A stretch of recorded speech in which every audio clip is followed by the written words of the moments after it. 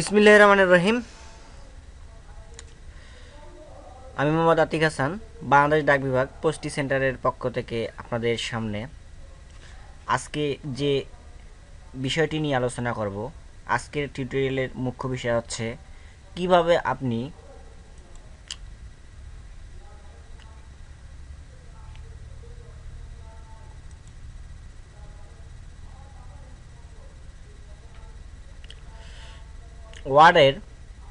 Microsoft ওয়ার্ডের insert মেনুতে এসে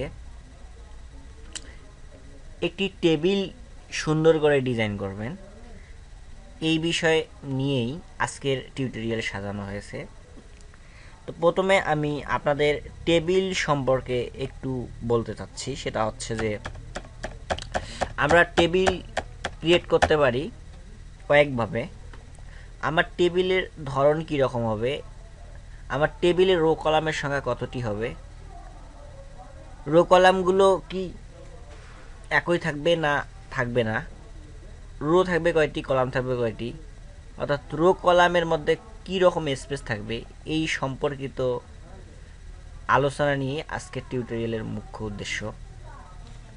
আমি প্রথমে দেখাতে চাচ্ছি যে কিভাবে একটি টেবিল ডিজাইন করব বা কিভাবে একটি টেবিল তৈরি করব। তো আমি আপনাদের দেখাচ্ছি শুরুতেই যে একটি টেবিল কিভাবে আমরা ডিজাইন করব। তো আমি চাচ্ছি যে এরকম একটা টেবিল ক্রিয়েট করি।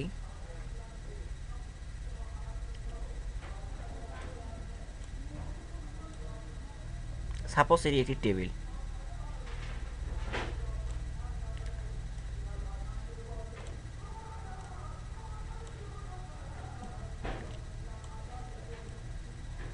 এখানে আমি দেখতে পাচ্ছি, আপনারা দেখতে পাচ্ছেন যে এই টেবিলটিতে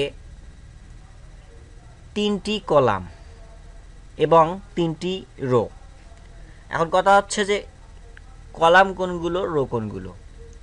উপর থেকে নিচে অর্থাৎ লম্বালম্বিভাবে ভার্টিক্যালিভাবে এইগুলোকে বলা হচ্ছে কলাম। অপরদিকে হরিজন্টালি অর্থাৎ অনুভূমিক বরাবর এইগুলোকে বলা হচ্ছে রো।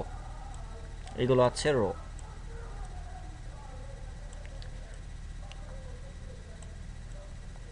আর উপর থেকে নিচ এগুলোকে বলা হচ্ছে কলাম।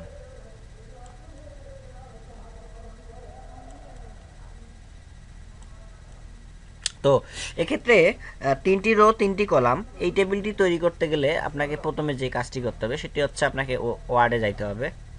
ওয়ার্ডে যাওয়ার পর টেবিল নামের যে অপশনটি আছে অ্যাড টেবিল, সেখানে ক্লিক করতে হবে।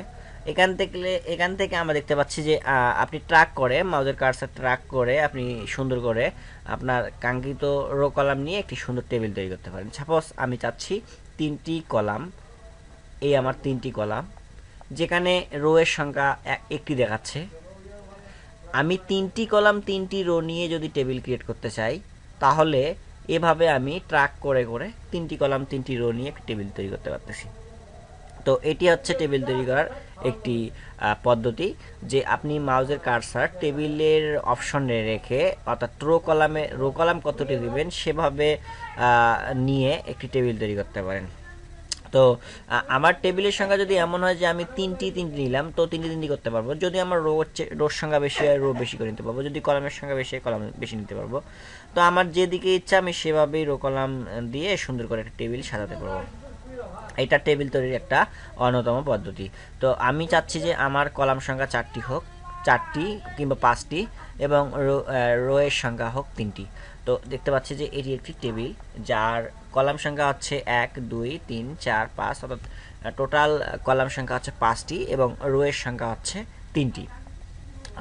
এই হচ্ছে একটি টেবিল। তো এখানে যদি এমন হয়ে যায় যে আসলে আমি টেবিল তৈরি করলাম যার কলাম ছিল 5টা, কিন্তু আমার আরও একটা কলাম অ্যাড করতে হচ্ছে। সাপোজ এই টেবিলটা আমরা তৈরি করি যে এখানে দিলাম হচ্ছে রোল নাম্বার, একটা স্টুডেন্টের রোল, অর্থাৎ রোল দিলাম, এখানে দিলাম নেম, এখানে দিলাম সাবজেক্ট 1, এখানে দিলাম সাবজেক্ট 2 এবং এখানে দিলাম সাবজেক্ট 3। আমরা দেখতে পাচ্ছি যে আসলে এখানে রো কলামগুলোতে যে ডকুমেন্টসগুলো যেগুলো আমরা দিয়েছি, যেমন প্রথম কলামে আমরা দিয়েছি রোল, দ্বিতীয় কলামে দিয়েছি নেম, তৃতীয় কলামে দিয়েছি সাবজেক্ট 1, এভাবে প্রতিটি কলামে কিছু না কিছু আমরা অ্যাড করছি। তো আমি সাপোজ এখানে রোল দিয়ে দিলাম 1, এখানে 2, এখানে নেম সাপোজ দিলাম রহিম, এখানে নেম দিলাম করিম। সাবজেক্ট 1 এর ঘরে আমি মার্কস বসাই দিচ্ছি, সাপোজ 76, এখানে দিলাম 78, এখানে দিলাম 56। অনুরূপভাবে এখানে দিচ্ছি 47, এখানে দিচ্ছি 85, এখানে দিচ্ছি 79। তো এই একটা টেবিল তৈরি করলাম যেখানে রো কলামগুলো তথ্য দিয়ে, ইনফরমেশন দিয়ে কিংবা ডেটা দিয়ে ফুল করলাম। এখন দেখা যাচ্ছে যে অনুরূপভাবে একটি কলাম আমি ইনসার্ট করতে চাচ্ছি, যে কলামটিতে সাবজেক্ট 4 নামে একটা অপশন থাকবে, যেখানে রোল এবং নেমের পাশাপাশি সেখানে একটা সাবজেক্ট ইনক্লুড হবে। যেমন আমি চাচ্ছি যে সাবজেক্ট 3 এর পাশাপাশি সাবজেক্ট 3 এর পর সাবজেক্ট 4 অপশনটা চলে আসুক। তো এর জন্য আপনি কি করবেন, এর জন্য এই কলামটিতে সাবজেক্ট 3 কলামটিতে মাউসের রাইট বাটন ক্লিক করে আপনি দেখতে পাচ্ছেন যে এখানে কতগুলো অপশন চলে আসছে, paste option, define, synchronous, translate, এভাবে অনেকগুলো অংশ চলে আসছে, অপশন চলে আসছে। তো আপনি যেটা করবেন সেটা হচ্ছে ইনচার্টে যাবেন। ইনচার্টে গিয়ে যেটা করতে পারবেন সেটা হচ্ছে যে আপনি যদি কলাম ইনসার্ট করতে চাচ্ছেন বা একটা কলাম অ্যাড করতে চাচ্ছেন, তাহলে insert column to left, column to right. আপনি কলাম কোন দিকে যাচ্ছেন, লেফটে ইনসার্ট করতে চাচ্ছেন না রাইটে করতে চাচ্ছেন? যদি রাইটে করতে চান তাহলে সাবজেক্ট 3 এর পূর্বে একটা কলাম অ্যাড হয়ে যাবে, যদি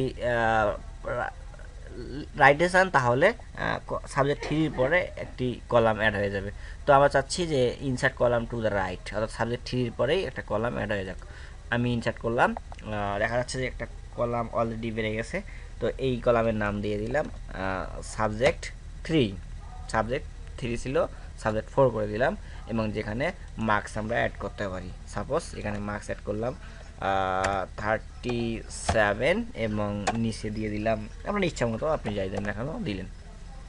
তো এটি হচ্ছে কলাম এবং রো এর সমন্বয়ে একটি টেবিল, যেখানে আপনি আপনার ইচ্ছা মতো রো কলাম এর উপর ডিপেন্ড করে একটি সুন্দর টেবিল ডিজাইন করতে পারেন। এখানে আরও মজার বিষয় হচ্ছে যে আপনি যদি কলামের ভিতর এর ডেটাগুলোকে কালার করতে চান তাহলে সেক্ষেত্রে কালার করতে পারবেন। সাপোজ আমি কালার দিতে চাচ্ছি যে রেড কালার, সুতরাং আমি রেড কালার করে দিতে পারলাম। আমি চাচ্ছি যে আমি শুধু বড় মার্কসগুলোকে, অর্থাৎ যে মার্কসগুলো সবচেয়ে বেশি সাবজেক্টগুলোর মধ্যে, সেই সাবজেক্টগুলোকে কালার করে দেব। সেক্ষেত্রে আমি ওই মার্কসটাকে সিলেক্ট করে ওই সাবজেক্টের কলামটিতে মার্কসটাকে সিলেক্ট করে আমি কালার করে দিতে পারি। তো এইভাবে আমরা একটা সুন্দর টেবিল তৈরি করতে পারি। তো আজ এ পর্যন্তই, আল্লাহ হাফেজ।